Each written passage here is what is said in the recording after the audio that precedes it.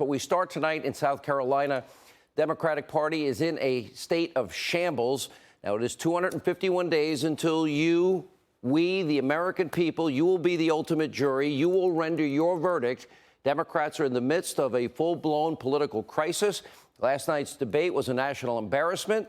The candidates on stage, frankly, just made fools of themselves. They screamed, they shouted, they lied, they complained, they whined. And apparently it was amateur hour over at CBS News. The moderators lost any and all sense of any control. The Daily Beast calling it a train wreck. Member of the New York Times editorial board comparing that to a dumpster fire. Even Democratic Congresswoman Debbie Dingell referred to it as a disgrace. That's our party.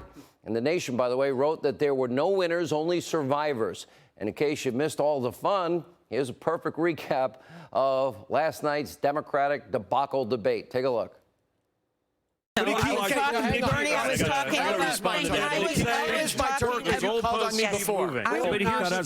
and why I will defeat him. We got to open this up. Universal health care first. Senator Klobuchar. Donald Trump's Bernie.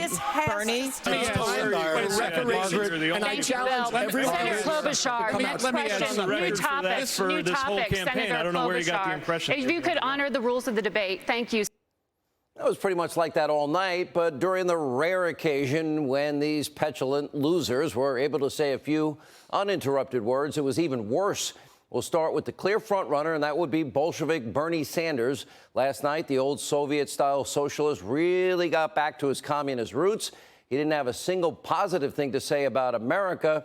But once again, he goes out of his way to praise Cuba's oppressive socialist government. You know, the one where they killed people, stole their property, and put, well, pretty much all their citizenry in poverty. Take a look.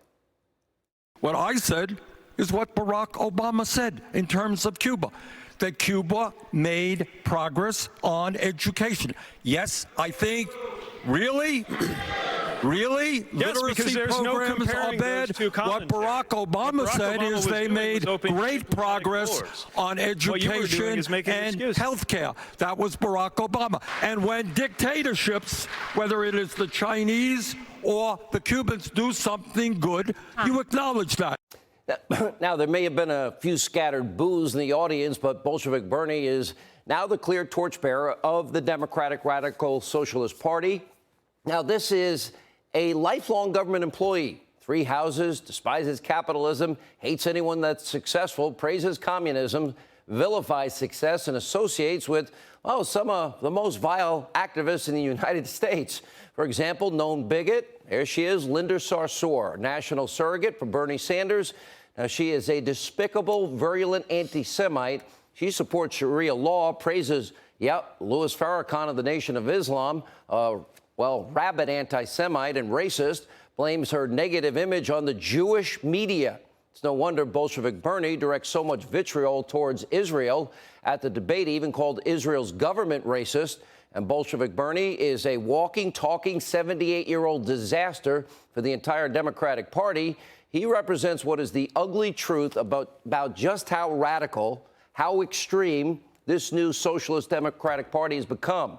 And now, by the way, the mob and the media, they are worried Democrats across the country might be totally unelectable. We could have told you that before this all started. In other words, this new shift show. Take a look.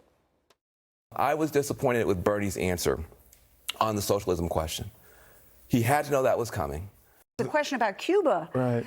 He will continue to give that answer that he gave to you, that he'll give it again tonight, and then he'll dig himself a deeper hole. Bernie Sanders did not seem to me to be quite at the top of his game tonight.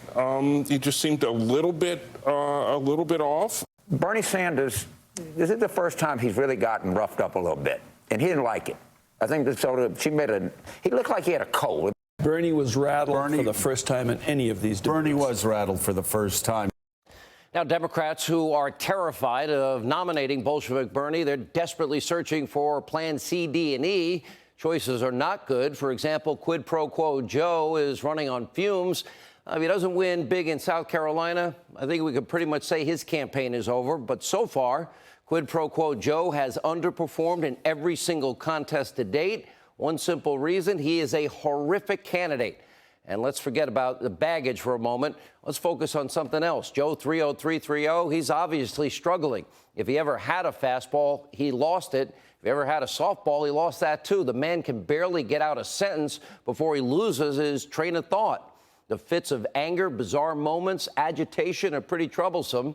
And by the way, he just seems completely incapable of recalling basic fundamental facts like, oh, I'm running for president, not the Senate. Last night's debate, we got another example. During a very bizarre, strange, inexplicable rant, Joe would claim that 150 million Americans have been killed by guns since 2007. Okay, let's do the math. 150 million? Well, that would be half the U.S. population. Take a look. 150 million people have been killed since 2007 when Bernie voted to exempt the gun manufacturers from liability. More than all the wars, including Vietnam, from that point on. Carnage on our street. All right, so quid pro quo Joe, clearly not up to the task of running for president, much less actually serving as president. That's a scary thought. And you got, meanwhile, billionaire Michael, yes, Mini Mike the Farmer Bloomberg was supposed to be the Democrats' plan B. Well, let's just say it's not going very well. Yes, the mayor, ex-mayor Farmer, expert, from New York, delivered another horrific debate performance during a pretty revealing Freudian slip. Bloomberg actually boasting that he bought the democratically controlled House. Wow, he thinks he can buy anything. Amazing. Take a look. Let's just go on the record. They talked about 40 Democrats. 21 of those were people that I spent $100 million to help elect. All of the new Democrats that came in and put Nancy Pelosi in charge and gave the Congress the ability to control this president, I got them. Yes, Mini Mike the Farmer might be able to buy endorsements, fund congressional campaigns, spend hundreds of millions of dollars, slick political ads, but one thing you can't buy is charisma or personality or a coherent agenda that would resonate with the American people. Oh, you're 95, you have cancer. Goodbye. Go home to your family. We're not going to take care of you. We can't afford that. There's no amount of money that can purchase a personal connection with the voters. That's why Bolshevik Bernie is destroying Bloomberg in nearly every single poll. It is now Bernie Sanders' race to lose. By the way, God help us, whoever gets the nomination if they were ever to win. That's why in 251 days, there is a lot at stake.